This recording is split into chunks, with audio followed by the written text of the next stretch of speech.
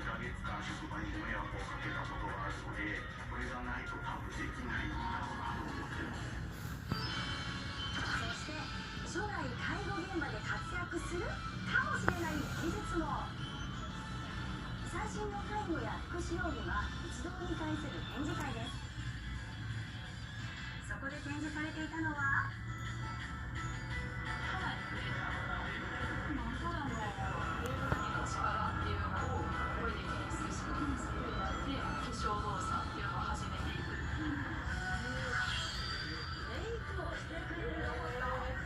今介護現場では美容が注目されているそうなんです。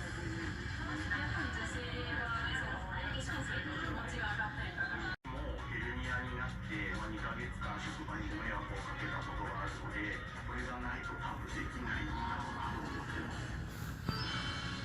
そして将来介護現場で活躍するかもしれない技術も。最新の介護や福祉用品は一堂に会する展示会です。そこで展示されていたのは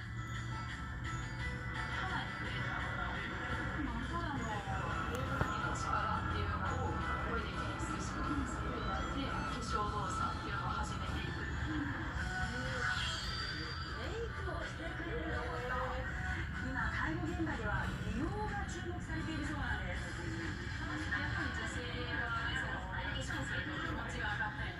もうヘルニアになって、2ヶ月間職場にご迷惑をかけたことがあるので、これがないと多分できないんだろうなと思ってます。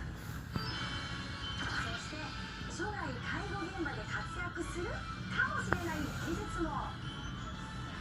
最新の介護や福祉用品は一堂に会する展示会です。